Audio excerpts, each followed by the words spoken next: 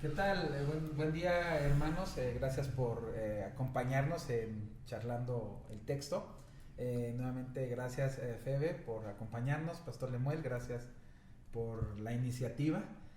Ha sido un tiempo de mucho reto para nosotros poder sentarnos y charlar el texto, porque al final tampoco es como hacer teología de lo que estamos leyendo, sino de una manera muy sencilla de lo que vamos entendiendo y que la gente pudiera entender también desde su concepción. No necesitamos ser grandes teólogos para poder platicar y charlar, ¿no? Esto que hacemos como amigos, pues cualquiera de ustedes puede tomar un tiempo y platicarlo. La idea de nosotros es precisamente esta, ¿no?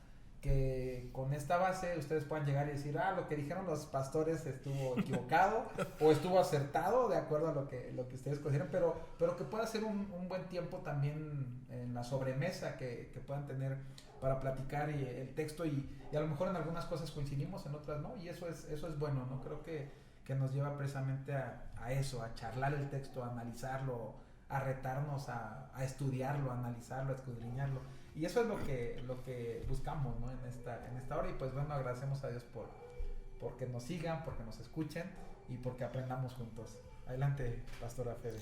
El pasaje sobre el cual estaremos dialogando en este tiempo es en el libro de los Salmos, el capítulo 22. Estaré dando lectura del verso 23 al 31 y lo haré en la versión Reina Valera.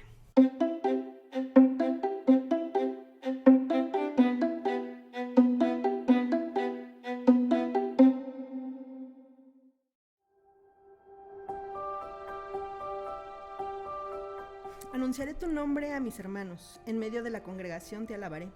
Los que teméis a Jehová, alabadle, glorificadle, descendencia toda de Jacob, y temedle vosotros, descendencia toda de Israel.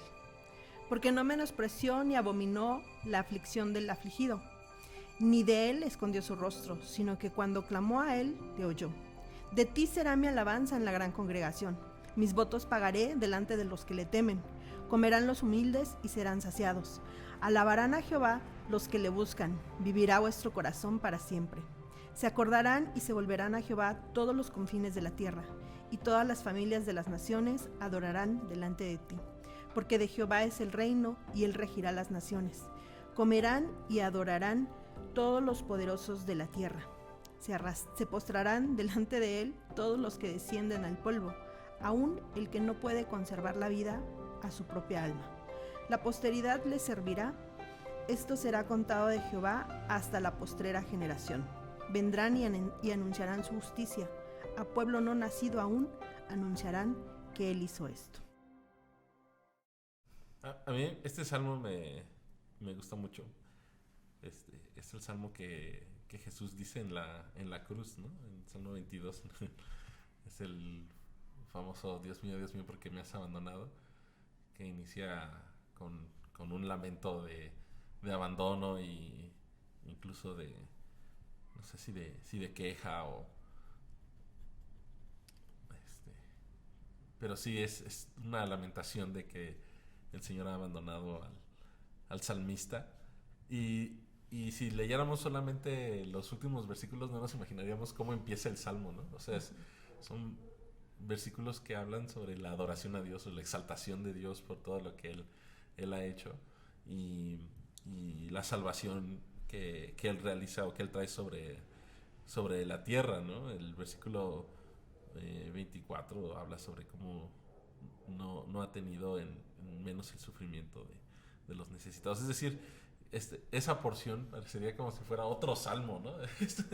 Que se hubiese injertado en el Salmo 22 y da una nueva lectura, ¿no? a las palabras de Jesús en la cruz y una nueva lectura al Salmo 22. Y algo que así me salta evidente es el alcance de la salvación de Dios a toda la humanidad, ¿no? En primer lugar son los descendientes de Jacob, los descendientes de su propio pueblo. Luego son los necesitados. Luego son los pobres en el versículo 26. luego son las familias de la tierra, luego son las naciones, luego son los ricos, luego son nuestros hijos y al final son los que todavía no han nacido. Entonces abarca la salvación de Dios sin importar clase social, nacionalidad, incluso sin importar si ha nacido o no ha nacido, ¿no? O sea, habla sobre esa extensión de lo que Dios hace, no solo en la vida de su pueblo, sino aún más allá, ¿no? El que inicia clamando, me has dejado, termina reconociendo que Dios no ha dejado ni siquiera a los que todavía no han nacido, ¿no? O sea, esto nos habla de, efectivamente, la misericordia de Dios, que es hasta la tercera y cuarta generación, ¿no? O sea, es por 1000 generaciones y el Señor no acorta su mano, y entonces nos invita a alabarlo de diversas maneras, que es otro elemento también, ¿no? Es alabarlo, honrarlo, es celebrar, ¿no? Como dice el versículo 26 en esta versión, perdón, el versículo 29, que los ricos de la tierra hagan fiesta y adoren, ¿no? O sea, en otras partes los ricos de la tierra son los que son despedidos, ¿no? Y se quedan pobres y no tienen ni qué comer. Pero el Salmo 22 dice, ¿no? Los ricos que hagan fiesta, que celebren, que adoren, nuestros hijos los sirvan, contar de lo que Dios ha hecho, ¿no? Es una expresión exuberante de la alabanza a Dios en todas las generaciones, porque Él ha traído su salvación. Otra vez, aún a los que ni siquiera han nacido ya cuentan con la promesa de salvación del Señor. Me parece maravillosa esta última porción y nos presenta como esos extremos, ¿no? O sea, de ese grito de angustia, de ese reclamo, de ese cuestionamiento de dónde estás, estoy sufriendo o está sucediendo esto y no te siento, no te veo actuando a mi favor. Y nos lleva a esa parte, a esa dimensión de, o sea, no tienes ni idea, ¿no? ¿Dónde estoy? O sea, ¿cómo puede estar desde el principio hasta la eternidad? O sea, en ese sentido, o sea, ¿qué es el principio, no? O sea, tu principio, porque soy eterno, ¿no? Entonces, puedo estar en esa dimensión y de qué forma, ¿no? Y cómo nosotros podemos de pronto caer en esa parte de decir los que han sufrido, los que han estado en pobreza, han tenido carencia de algo, ellos son los que entrarán, ¿no? Y aquí no hace esa distinción necesariamente, ¿no? Entonces, hablábamos hace unos episodios la parte de quizá en esa búsqueda intencional de Dios, de pronto queremos merecer y decimos, tengo que hacer paso 1, 2 o 3 o como un checklist en cuanto a qué he dejado o qué he hecho, cuánto he sacrificado más, y en ese comparativo de pronto con los demás, cuando aquí es muy claro, ¿no? Decir, hay lugar para, o sea, no puedes dimensionar de qué forma he amado a la humanidad, estoy amando a la humanidad, que no hay ese estrato, no hay esa calificación, o sea, todos pueden venir y todos son invitados a celebrar, a cantar, a alabar, a adorar, ¿no? O sea, hay un espacio para ti si quieres ser parte, ¿no? Si quieres venir y rendir esa angustia, esa preocupación, esa riqueza,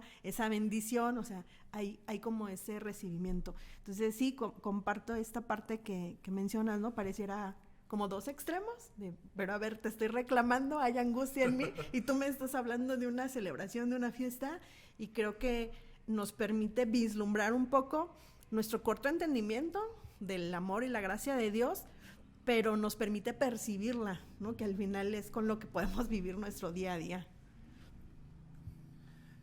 Bien decías, como que el texto nos ha ido llevando a esta parte de análisis en cuanto a la monopolización del amor de Dios, ¿no? Creemos que solamente un grupo, cuando Dios es la universalidad de su amor.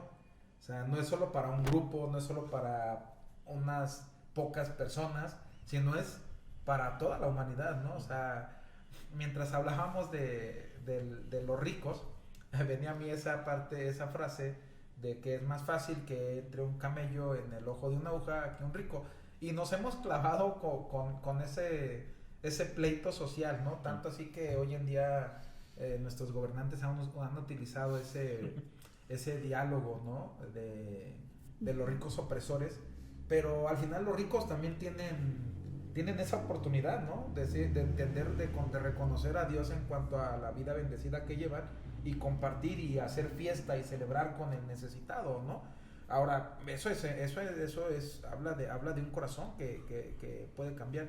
Hace unos días estaba viendo el documental de Michael Jordan y en una de sus comentarios, cuando uno de los demócratas de color, del primer demócrata creo que iba a pelear la candidatura, no me acuerdo, Jesse James, no recuerdo los nombres, pero le pedían a Michael Jordan que emitiera una postura política y dijo Michael Jordan, es que yo soy basquetbolista, al final también los republicanos compran tenis Nike, ¿no?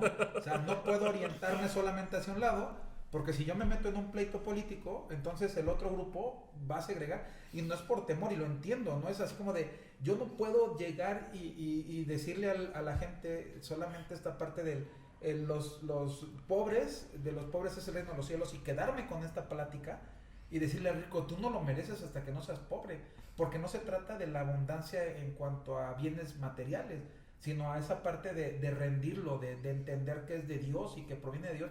O sea, aquí no es una culpa a la abundancia que tenemos en nuestra vida o que podemos tener, sino es donde está nuestro corazón, ¿no? Entonces, me da esa idea de decir, rompemos ese esquema monopolizador de la salvación en donde hacemos una ruta trazada, decir, ¿quieres ser merecedor de la salvación? ¿Quieres ser merecedor del amor de Dios? Este es el proyecto. Pero aquí en el Salmo podemos ver todos entran, ¿no? Incluso decía el pastor Lemuel, los no nacidos, o sea, ¿se imaginan? O sea, el que no ha nacido ya tiene esa ventaja o esa oportunidad de estar en la celebración, de estar en la presencia de Dios desde ahí, ¿no? O sea, entonces rompemos ese esquema esos son los parámetros a seguir para ser merecedores del amor o de la salvación de Dios, ¿no? Me hace pensar que nos lleva como un cambio de perspectiva, ¿no? En cuanto a la dimensión tanto de tiempo y de espacio. De tiempo, lo que mencionábamos ya de la eternidad, ¿no? O sea, de verdad no te puedes imaginar cómo te he amado y cómo la humanidad tiene ese lugar tan especial dentro de mi creación. Entonces, que aún el que todavía no está, ya lo amo, ¿no? Ya estoy ahí, ya he provisto para él lo necesario para que venga para que esté conmigo, ¿no? De una manera muy especial. Y en la parte del espacio me refiero a esto que mencionamos, de decir, porque es muy preciso el verso 24, ¿no? Dice, no menospreció la aflicción del afligido, no escondió su rostro cuando clamó a él. O sea, vemos otra vez la intención como humanos de acercarnos, ¿no? De estar dispuestos a ir a su presencia. Y entonces, ¿qué tienes? Aflicción, dolor, aquí, ¿no? Aquí lo puedes dejar. Aquí al pie de la cruz puedo escuchar ese dolor, ese sufrimiento, esa enfermedad, esa angustia, esa duda, esos cuestionamientos. ¿Qué tienes? Bendiciones, hay abundancia en tu vida, aquí puedes rendir tus coronas y puedes venir y ser uno más en ese sentido, ¿no? Entonces, a veces nos enfrascamos en esa parte de merecimientos y estamos rodeados de esa parte, ¿no? Vivimos en un momento histórico preciso, en esa... así voy a ser muy concreta, ¿no? O sea, nacimos mexicanos, nacimos en determinada ciudad, hay elementos que nos rodean, hablabas del diálogo que nuestros gobernantes puedan tener, y obviamente eso va a influenciar en nuestro día a día. Entonces siento que es un llamado del Señor a cambiar nuestra perspectiva, levantar nuestra mirada y decir, hay más, hay mucho más de lo que de pronto tienes así tan cerca que te nubla el panorama de todo lo que te puedo presentar, ¿no? Pero hay más en cuanto a tiempo. Y así como, o sea, esa referencia que insisto, ¿no? De pronto podemos decir, sí, pues los hijos de Jacob, sí, la descendencia de Israel, como que no tiene nada que ver conmigo, y tiene todo que ver conmigo, porque es donde Dios decide revelarse, y a través, ¿no? De esos pueblos es donde nosotros podemos conocerlo. Y de pronto nos peleamos un poco con esta parte como de esa desconexión, y no porque querramos asumir esa cultura, ni mucho menos, sino encontrar esa conexión, ¿no? De tan grande ha sido el amor de Dios que no hay esa barrera cultural, esa barrera de tiempo que de pronto nosotros podemos afanarnos, podemos perder la perspectiva a lo que Él nos está invitando, ¿no? Y al final el llamado es bien claro, ¿no? A la adoración. O sea, quiero que estés conmigo, que busques, pero que veas más allá de esa necesidad cotidiana y no que no le esté atendiendo, porque es bien preciso, ¿no? Él o yo, o sea, lo estoy considerando, o sea, lo estoy tomando en cuenta. Eso, o sea, sí es otra vez, ¿no? El jugar con estos elementos de decir, estoy ocupado desde el principio hasta la eternidad de la humanidad, pero, o sea, también en el asunto del día a día, yo puedo intervenir, puedo transformar. ¿Tú qué estás haciendo? ¿Tú puedes adorar en tu día a día? ¿Tú, o simplemente crees que es hasta allá, cuando llegues, cuando recibas tu corona de vida, ese tiempo de adoración y de rendición? No, es ahorita, es aquí, con lo que tienes y en donde estás. Yo pienso que mencionabas, Febe, de el cambio de perspectiva. Este salmo tiene un cambio de perspectiva, o sea, no solo viéndolo como lectores, sino pensando en el autor del salmo, ¿no? Se le atribuye a David. O sea, es realmente un cambio de perspectiva de una crisis existencial, ¿no? Y creo que también es un ejemplo de la experiencia cristiana de cualquiera de nosotros, ¿no? Así que llega un momento, hablábamos en el episodio anterior sobre el desierto, ¿no? Llega un momento en que decimos, Señor, ¿por qué estoy aquí, no? O sea, me dejaste aquí abandonado, no te escucho, no sé dónde estás, me están comiendo, me estoy muriendo, me estoy pudriendo. Y no es cierto, ¿verdad? Que cuando atravesamos ese desierto, al final podemos decir, no, pues Dios, gloria a Dios, y bendito sea el Señor por todo lo que hizo conmigo, atravesé el desierto. Y es, digamos, no que sea malo quejarse delante del Señor. El libro de los Salmos está lleno de lamentos, ¿no? Y de esas expresiones de reclamo incluso a Dios por habernos abandonado. Pero sí es bueno saber que, en primer lugar, no soy el único que lo experimenta, ¿no? Sino que a un Jesús mismo en la cruz, ¿no? Pero en segundo lugar, que a pesar de que en ese momento pueda sentirme abandonado por el Señor, que pueda sentir que Dios me dejó, que ni siquiera se acuerda que existo, que estoy en la miseria, en primer lugar, que eso no quita que Dios siga siendo Dios, ¿no? Y que Dios siga extendiendo su salvación. Y más allá, y este salmo lo expresa, que la salvación del Señor es más amplia que yo mismo, ¿no? O sea, es más que lo que Dios hace por mí, es la salvación del Señor, es lo que Dios hace por toda la creación. Y que, por lo tanto, yo puedo entrar en esa salvación, aunque me sienta el gusano más miserable, ¿no? O sea, no recuerdo quién decía, o por ahí escuché, ¿no? Que la salvación de Dios no es individual, sino es colectiva. O sea, Dios nos salva a todos, ¿no? Y cada uno de nosotros, nuestra perspectiva admirada wesleyana, es que nosotros, iluminados por la gracia del Señor, decidimos si queremos entrar o no en la salvación. Pero la salvación del Señor va más allá de cómo yo me sienta. La salvación del Señor es a toda la humanidad, y por lo tanto puedo confiar que el mismo Señor que quiere salvar a toda la humanidad, pues también me quiere salvar a mí, ¿no? A pesar de cómo me sienta en ese momento. Fíjate que escuchaba a un comentarista hace algunos años hablando precisamente de ese tema, ¿no? En cuanto a la salvación, él hablaba como la salvación está fluyendo constantemente en la humanidad. La cuestión es que nosotros salimos con un paraguas, ¿no? Al no quererla recibir, ¿no? Al no quererla tomar, al decir, por ahora no, me prefiero resguardar, ¿no? De esa salvación. Pero al final la salvación está constante en la humanidad. Y esa parte creo que nos tiene que hacer reflexionar mucho, bueno, desde a mí en lo particular, en el hecho de cuando yo peco, cuando yo estoy mal y no percibo o no logro entender la presencia de Dios en mi vida acompañándome, considero que estoy fuera de la gracia de Dios, que estoy fuera de la salvación, que estoy fuera de su brazo, que estoy fuera de su alcance. Entonces me siento como híjole, ya con lo que acabo de hacer, Dios ya no está conmigo, ¿no? Y es algo erróneo, ¿no? ¿Por qué? Porque como humanos lo hemos vivido así con nuestros papás, o en algún sentido hacías algo mal, venía el castigo de tu papá y venía como esa segregación ahora vete a tu cuarto, ¿no? O vete para allá. ¿Cuál era el castigo en la primaria de nuestros tiempos? Vete a una orilla y te quedas de espaldas y allá estás, y pareciera esa parte que la traemos muy, muy en nuestra concepción, ¿no?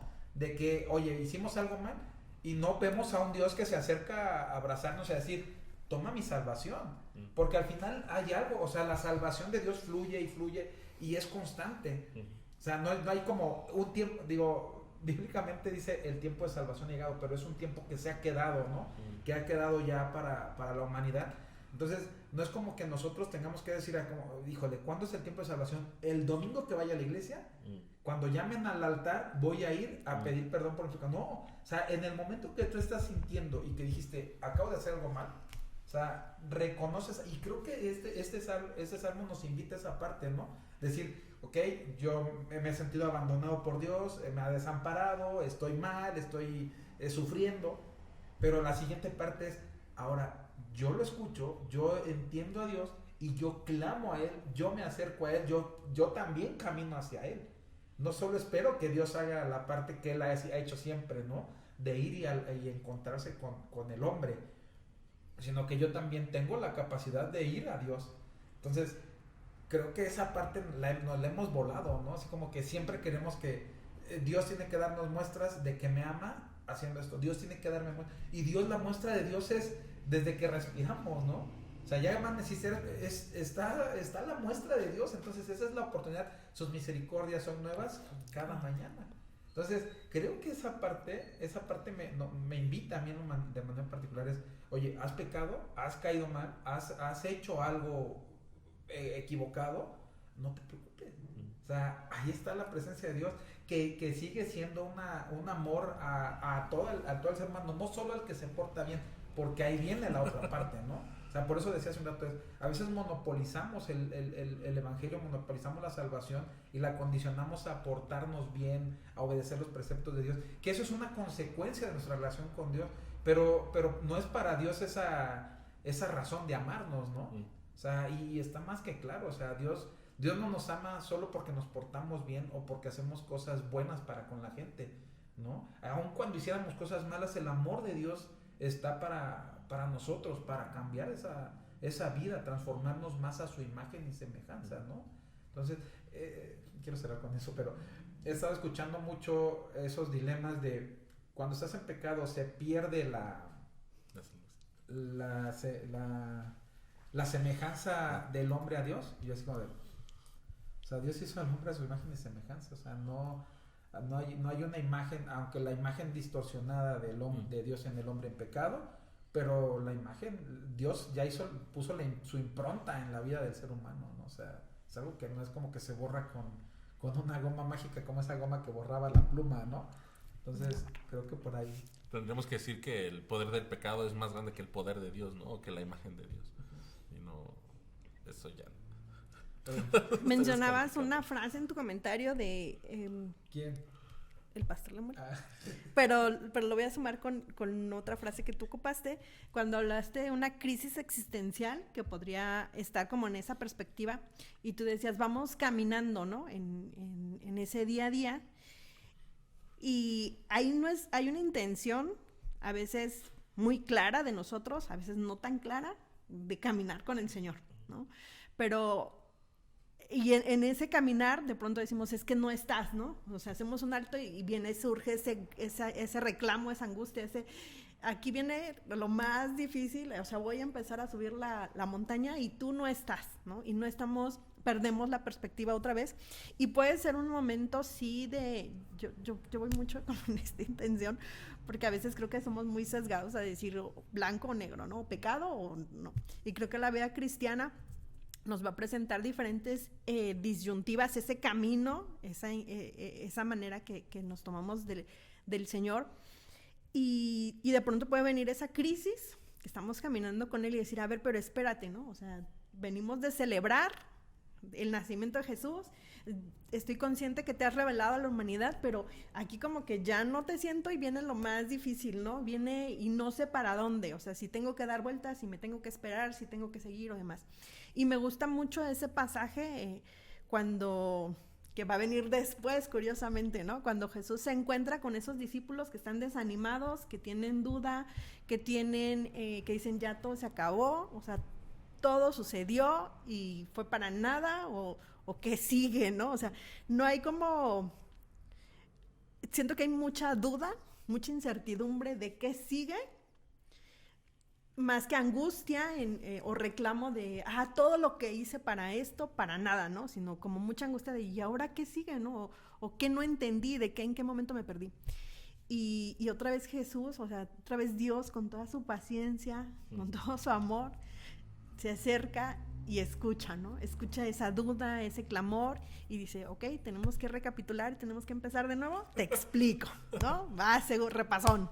Y explica nuevamente, ¿no? Y quiere caminar con nosotros, quiere encontrarnos ahí donde estamos en ese momento de duda, en ese momento de alabanza, en ese momento, o sea, así de... en esas dimensiones que se pueden presentar en nuestra vida, pero no es solamente de, a ver, te acompaño, es, quiero transformar tu vida. O sea, quiero hacer algo en ti, quiero cambiar en ti algo. Yo recuerdo mucho una etapa, si bien la mayoría conoce que mi papá estuvo muy enfermo, ¿no? Pero también mi mamá ha tenido algunas situaciones de salud de pronto y recuerdo una etapa que como que se combinó en una crisis de la salud de mi papá y viene la salud de mi mamá. Y había un tema ahí emocional muy fuerte, ¿no? Y recuerdo que yo la escuchaba orar y a mí me angustiaba mucho su oración. O sea, yo decía, no, es que no, o sea, incluso llegué a decirle, no puedes orar así. O sea, es que eso te altera más, o sea, porque yo veía como esa parte que a mí me tocaba contener, ¿no? De decir, o sea, eso, o sea, porque yo entendía en ese momento así la oración, ¿no? De que te acercas y descargas tu angustia, tu temor, tu duda, tu preocupación y Dios ya está en sus manos y confías que Él va a hacer, ¿no?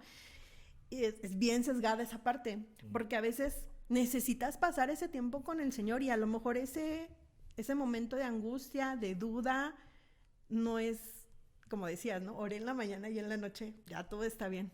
A lo mejor va a tomar más tiempo y a lo mejor va a ser un tiempo en esa angustia, en esa búsqueda, en ese reclamo de no te siento, de te necesito, de qué está pasando, que nos va a llevar más tiempo. Y es donde entra la fe, ¿no? El creer que Dios está ahí presente, está escuchando, está tomando control, está escuchando ese clamor que está delante de Él y no es indiferente a Él, ¿no? Y en su momento lo va a transformar. Y no va a ser en mis términos, no va a ser de ahorita yo necesito avanzarle 3 metros porque no sé si me dé tiempo mañana. O sea, Dios tiene tanto amor, tanta paciencia para con nosotros que dice, aunque quieras, no vas a poder subir 3 metros ahorita, espérate, da 2 pasos y está bien, vamos a estar bien.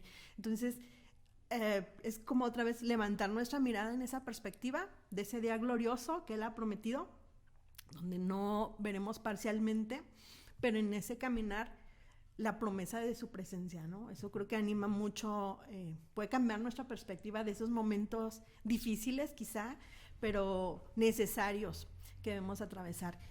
Y justo en este tiempo, ¿no? Hablábamos en un episodio anterior de cómo este tiempo de Cuaresma quizá pareciera más largo, sí, pero es el camino a la cruz, pero va a haber dudas, pero ¿estará funcionando? ¿O cómo va a ser el ministerio de Jesús? ¿O dónde están las buenas nuevas si termina en una cruz? Entonces, en ese día a día como que Dios dice, yo tengo el control, o sea, no depende de ti, no es. Entonces, alienta a ver al rey David escribir esto, es decir, si él tuvo dudas, si él tenía toda esa responsabilidad y pudo ir delante de Dios y expresarse, o sea, un simple mortal como yo, claro que Dios está ahí, ¿no? Para escucharnos y amarnos en esa dimensión. Y está ahí, como decías, es la seguridad de su presencia constante en nuestra vida, pero también es la seguridad del futuro, ¿no? O sea, que no es nada más que Dios nos acompaña ahora, sino que tenemos más de que en el futuro Dios va a transformar todo, ¿no? Toda la realidad. Totalmente. Y ahorita que cerrabas tu plática, Fer, con la parte de David, creo que esa parte que él pudiera lograr entender que Dios era el gobernante sobre todas las naciones, o sea, lo está comentando alguien empoderado, alguien que ha peleado y que ha visto a Dios a través de él vencer a sus enemigos. Entonces creo que esa parte sí nos da mucha tranquilidad al hecho de decir, la batalla no es de un día, ¿no? O sea, se ha platicado mucho de David en cuanto a por qué saca las 5 piedras del arroyo, ¿no? A lo mejor David hubiese querido acabar con todos los gigantes ese mismo día que acabó con Goliat. Pero es una batalla a la vez, ¿no? O sea, es una pelea a cada paso, ¿no? Entonces, no porque la vida sea batalla y sea pelear y siempre sea guerra, no, sino porque cada momento trae una situación de dificultad, de determinado grado de dificultad, algunos días más difíciles que otros, pero al final podemos descansar en Dios, que tiene el control de todo, ¿no? Si David está expresando esa parte de decir, tú gobiernas sobre todas las naciones, ni siquiera tú gobiernas sobre tu pueblo, ¿no? Pero tú gobiernas sobre todas las naciones y aparte tú amas a todas las naciones. O sea, viene desde ahí, desde que cómo lo proyecta. Creo que esa parte también nos tiene que dar ese entender de Dios nos ama, aun cuando no seamos ese pueblo privilegiado, ¿no? Pero al final Él ama a todos. Y creo que por ahí me gustaría para mí ir cerrando esta parte, ¿no? En el versículo 25. Híjole, cuando dice, tú inspiras mi alabanza en la gran asamblea, ¿se imaginan que logremos entender que la inspiración viene de Dios? O sea, y no viene de lo que está sucediendo en la tierra, ¿no? De lo que nos está sucediendo hoy. Hoy estoy triste, llego a la iglesia y bueno, no sentí la presencia de Dios. O sea, hoy no sonó bien, hoy la predicación no me gustó, hoy X, ¿no? ¿Quién nos inspira? O sea, es esta parte de tú nos inspiras, tenemos que voltear a ver, ¿no? ¿De dónde viene nuestro socorro? De Jehová. Entonces, ¿a quién volteas a ver? A Jehová. Entonces, Él es el que te da ese anhelo de glorificarlo, de alabarlo, de exaltarlo. Entonces, cuando entendemos también esa parte, creo que podemos conectar con Dios, ¿no? O sea, podemos conectar con Dios desde ese sentido, desde ese punto del no voy a ver a alguien que está a mi lado solamente, aunque decía el pastor Lemuel, en comunidad hay cosas que se dan en cuanto a la salvación, en cuanto a la adoración, pero al final esa relación de manera vertical que podemos ver hacia arriba y decir, es Dios el que está en control de todo, ¿no? O sea, no hay nada que se haya salido de sus manos y Él no está dando vueltas en el cielo preocupándose por qué va a hacer mañana conmigo, cómo va a resolver mis problemas. Él lo va a resolver, ¿no? Entonces, esa parte a mí yo me quiero quedar con eso, de la inspiración, en medio de todo lo que vemos, en medio de todo lo que hacemos, es la confianza está en Dios y Él a través de su amor a todas las naciones, o sea, nos va a inspirar eso, ¿no? ¿Qué nos va a inspirar? A adorarle, a hacer una buena doxología, una doxología correcta, ¿no? En la exaltación, ¿no? Porque al final nuestro propósito es a través de nuestras vidas glorificar a Dios. Y eso puede ser como tan personal y también tan colectivo, ¿no? Entonces, o sea, para ser parte de la comunidad, pues la comunidad es cada uno de nosotros. Entonces ahí está ese énfasis personal, ¿no? El Señor dice, sí, esta es mi comunidad, esta es la asamblea, esta es la congregación, este es el pueblo, esta es la nación, pero tú ¿dónde estás? Entonces, la habilidad, obviamente entendemos la inspiración que recibe David al escribir esto y nos permite vislumbrar esa parte, ¿no? El hecho de que no hay un peso mayor de uno sobre otro, en el sentido, por eso podemos mencionar, ¿no? Y cabe el comentario decir que como hay ese tiempo de salvación que puede ser colectivo, pero que también es totalmente personal, porque hay una intención, una decisión propia de seguirle. Entonces, de pronto ahí se nos cruzan los cables, ¿no? Y decimos, es así o es así, pero insisto, nos vamos mucho a extremos cuando la palabra nos invita a adorarla en comunidad, a recibir esa inspiración, pero viene, o sea, como dice, ¿qué espero de ti, no? Así como tú, ¿qué esperas de mí? ¿Qué puedo esperar de ti como parte también de esta comunidad? Yo solamente concluiría diciendo que la próxima vez que leamos el relato de Jesús en la cruz y nos encontramos con este salmo, pues tengamos en mente que muy probablemente Jesús no solamente estaba pensando en los primeros versículos del Salmo, ¿no? Sino que tenía en mente hasta el versículo 31, ¿no? Todo lo que él estaba pasando en la cruz, pero también la esperanza que había después, y que seguramente Jesús no solamente estaba pensando en el individual, ¿no? En que si Dios me va a resucitar, ¿no? Sino que aún de aquí sale la salvación para todas las generaciones, ¿no? Aún los que no han nacido, reitero.